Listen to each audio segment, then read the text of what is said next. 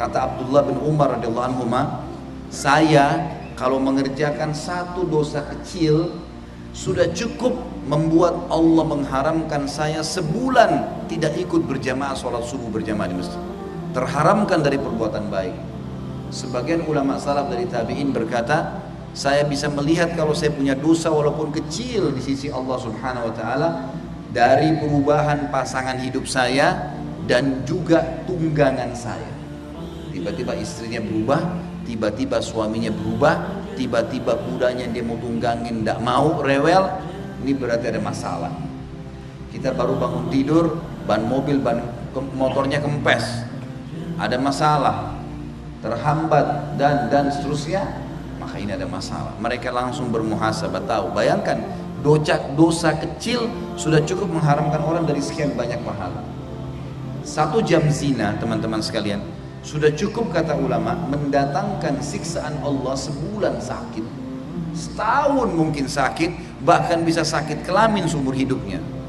Jangan dianggap remeh.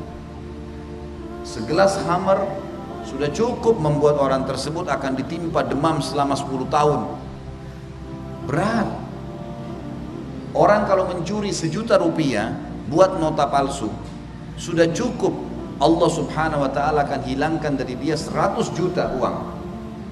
Dia pikir nggak ada masalah dengan curi 1 juta, nggak ada yang tahu, nota palsu cuma diselipin saja. Wallahi teman-teman sekalian, akan datang hukuman Allah, akan diambil darinya 100 juta. Mau tidak mau, mungkin dengan cara dia dimasukkan rumah sakit oleh Allah, biayanya 100 juta. Padahal pembersihan dari 1 juta yang dia curi. Dosa itu tidak ada yang tidak ada konsekuensinya. Semuanya pelanggaran. Ustaz, saya sudah ditimpa musibah bertahun-tahun sakit. Saya sudah coba sabar tapi belum keluar dari masalah. Ini karena permasalahannya dosa yang Anda lakukan kadarnya mungkin 10 tahun. Anda baru bersabar 2 tahun. Makanya jangan ulangin tuh dosa. Permasalahannya di situ. Begitu juga sebaliknya, orang yang melakukan ketaatan kepada Allah Subhanahu wa taala, maka Allah akan bukakan banyak kelebihan buat dia. Misal, seseorang bersedekah dengan 1 juta rupiah, 1 juta rupiah dikeluarkan, 100 ribu dikeluarkan di jalan Allah, dicadangkan masjid kah, orang fakir di jalan kah, berikan makan orang kah, sedekah buat kerabatnya kah, itu sudah cukup Allah datangkan dari 100 juta itu 100 juta keuntungan.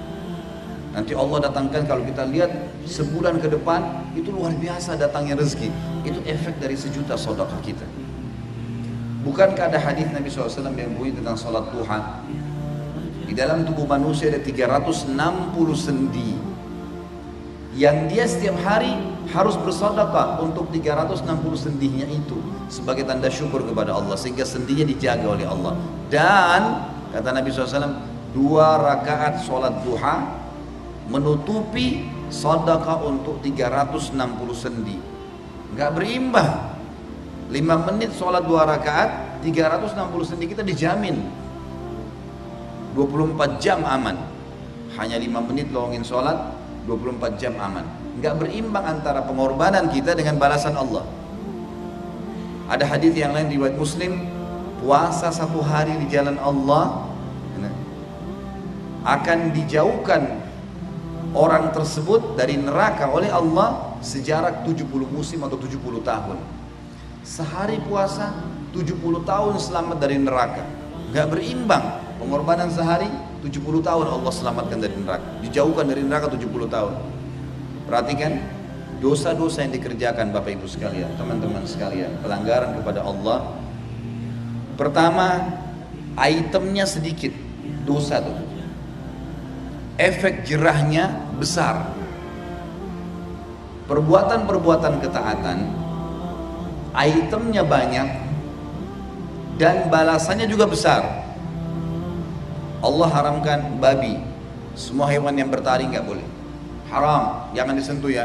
Baik, lihat apa yang Allah ganti: sapi, kambing, ayam, kelinci, kuda, semua hewan air. Jumlahnya miliaran lebih banyak daripada yang diharamkan. Lalu kenapa pilih yang haram? Allah haramkan khamar, jangan khamar, memabukkan, Allah haramkan. Baik, diganti susu, sirup, madu, air putih, jamu yang halal banyak.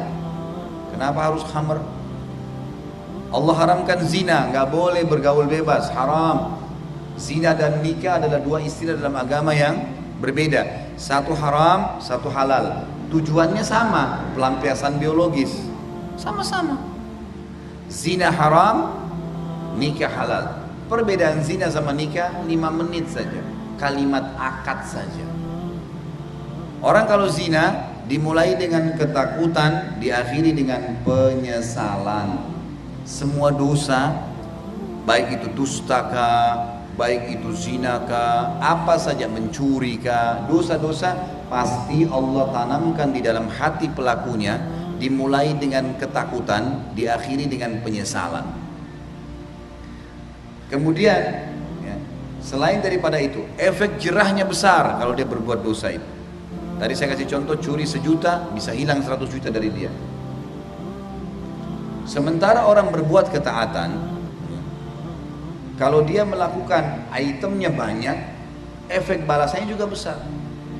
Lalu kenapa harus pilih yang haram?